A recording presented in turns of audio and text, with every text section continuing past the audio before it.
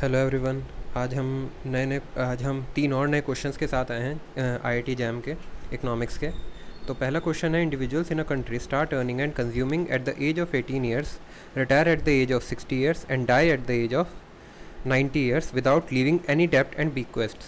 तो इसमें life cycle hypothesis के हिसाब से आपको इसे करना है। The income of an individual age at age t is given by expression 100t minus t square. The price level is constant and the interest rate is 0. तो according to life cycle theory of consumption, average annual consumption हमें उस individual की निकालनी है। तो bye life cycle hypothesis हम क्या जानते हैं? By life cycle hypothesis c is equals to 1/t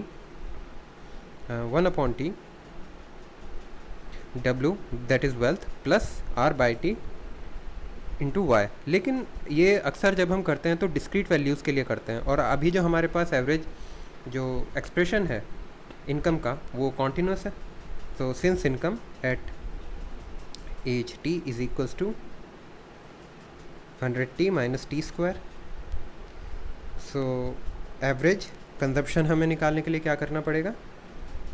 जितने साल वो जिया है और जब से उसने कमाना शुरू किया है, that is 1/90 minus 72 integration of 18 to 60 100t minus t square. Okay, so what we get from this,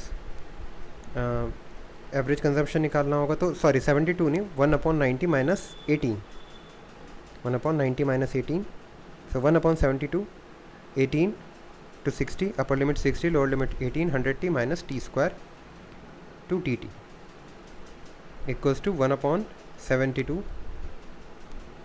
तो इंटीग्रेशन करेंगे तो 100t आएगा 100t square upon 2 minus t cube upon 3, lower limit 18, upper limit 60।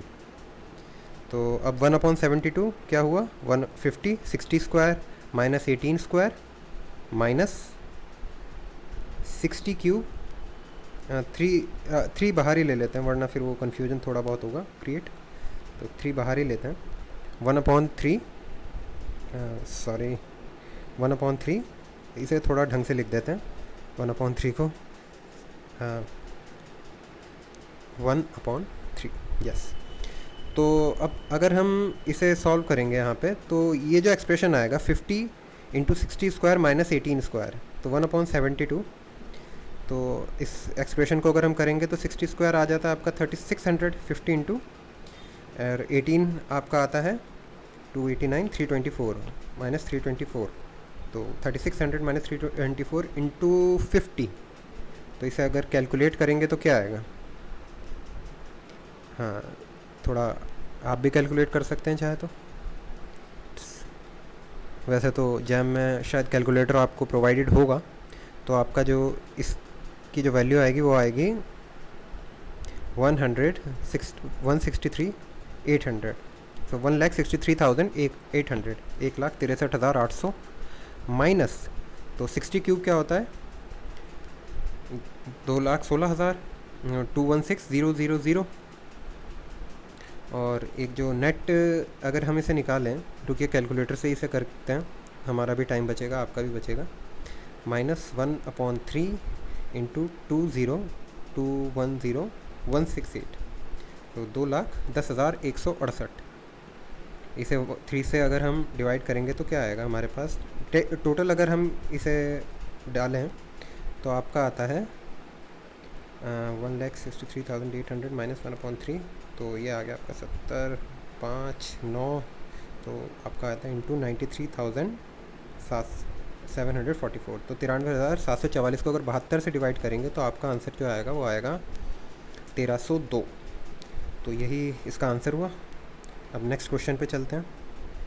तो ये क्वेश्चन आपको GDP पे दे रखा था, जीडीपी की जो कैलकुलेशन एक्सपेंडिचर मेथड्स है उस पे दे रखा है। तो पहले क्वेश्चन पढ़ते हैं, बाद में शुरू करते हैं। The following data relate to a country's GDP in 2012-13 in local currency. तो जीडीपी आपको दे रखी है 59,816, प्राइवेट सेक्टर इन्वेस्टमेंट है 17,811, एक्सपोर्ट्स है 14,498, investment expenditure by the government 5,087, net factor income from abroad 125, consumption expenditure by the government 6,620 और private sector investment है 35,695। तो जीडीपी का फॉर्मूला क्या होता है? C plus I plus G, C plus I plus G plus N X, that is X minus X M. तो X हो गया एक्सपोर्ट और एम हो गया इम्पोर्ट। तो सी क्या होगा यहाँ पे? सी होगा private sector consumption, that is 35,695। तो हमें यहाँ पे एम ही फाइंड आउट करना है। तो 59,816 हमें यहाँ दे रखा है, सी हमें दे रखा है 35,695। तो 35,695, थोड़ा सा अच्छी हैंड राइटिंग में लिखते हैं ताकि समझ आए सबको। 35,695 प्लस इन्वेस्टमेंट क्या होगा? इन्वेस्टमेंट होगा जो प्राइवेट सेक्टर इन्वेस्टमेंट और गवर्नमेंट के द्वारा जो इन्वेस्ट किया गया है। तो 17,811 plus 5,787, 17,811 plus 5,087, 5,087 plus government expenditure क्या होगा? 6,620। जी की वैल्यू जो होगी वो होगी consumption expenditure by the government, that is 6,620। तो वो यहाँ हम रख सकते हैं 6,620। एक मिनट, सो 6,620। अब एक्सपोर्ट हमें कितना दे रखा था? एक्सपोर्ट हमें दे रखा था 14,498। तो 14,498 माइनस एम जो हमें फाइंड आउट करना है। अब इसमें जो एक net factor income from abroad हम काउंट नहीं करेंगे, क्योंकि जीडीपी बाय डेफिनेशन होता है जितना उस कंट्री में बना है। तो नेट इनकम फ्रॉम अब्रॉड आता है जीएनपी में, तो हम इसे यहाँ पे काउंट नहीं करेंगे। तो यहाँ पे हम आ जाते हैं 59,816 इक्वल्स टू, अब अगर हम इसे कैलकुलेटर से करें तो क्या आएगा? थोड़ा हमें हमारा भी टाइम बचेगा, कैलकुलेटर से करते हैं। तो 59,816 और ये टोटल आपका आता है, टोटल आपका आया इक्वल्स टू, एक second, 59,816 equals to 79,711 sorry minus M. तो एम की वैल्यू क्या आई? 79,711, 79,711 माइनस 59,816। तो आपकी एम की वैल्यू आ जाती है 19,895। सो यस एक बार चेक कर लेते हैं। यस 19,895, दैट इज़ 19,895 आपका आंसर आता है। ठीक है, अब तीसरे क्वेश्चन पे आते हैं। The aggregate production function for a country is y equals to 10n minus 0.005 n square, where n is the quantity of labour input. The aggregate labour supply function is n equals to 55 plus 5 omega, where omega is the w, where w is the real wage rate assuming perfectly competitive labour and product market. The equilibrium real wage हमें निकालना है। तो y को हम किस में तोड़ सकते हैं? वेज, कैपिटल और एंटरप्रेन्योर प्रॉफिट। अब एंटरप्रेन्योर प्रॉफिट तो ज़ीरो होगा क्योंकि परफेक्ट कंपटीशन है, और आर के बारे में कुछ कैपिटल के बारे में कुछ दे नहीं रखा, तो हम उसे भी ज़ीरो ही मान सकते हैं। तो एन ओमेगा वाई को हम लिख सकते हैं n omega. So n omega equals to, n omega क्या दे रखा है? 10n minus 0.005 n square. तो n omega 10n minus 0.005 n square. तो यहाँ पे क्वाड्रेटिक इक्वेशन बन रही है, तो दो सॉल्यूशन आते हैं, तो n इक्वल्स टू 0 या फिर n यहाँ पे सबसे काट दो, तो 10 माइनस 0.005 n यहाँ पे आप left hand right hand side काट सकते हैं। दूसरी आपको इक्वेशन क्या दे रखी है? n equals to 55 plus 5w। Sorry मैं इसे ओमेगा बार बोल रहा हूँ, ये w है।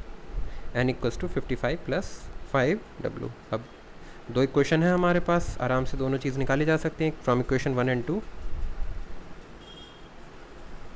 equation 2 what we get, तो ओमेगा इक्वल्स टू 10 माइनस, हमने सब्सटीट्यूशन किया है 0.005, n की जगह हमने 55 प्लस 5w। तो w इक्वल्स टू 10 माइनस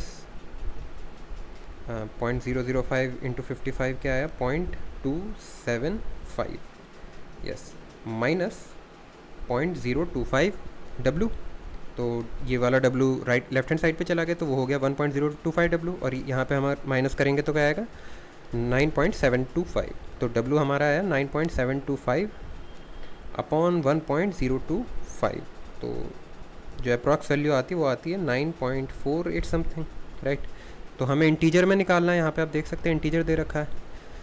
तो w आ गया आपका अप्रॉक्स 9। तो अगर आपको कोई इसमें प्रॉब्लम हो तो कमेंट में पूछ सकते हैं, आपकी कोई अपनी प्रॉब्लम हो वो भी पूछ सकते हैं। Thank you. लाइक करें, सब्सक्राइब करें।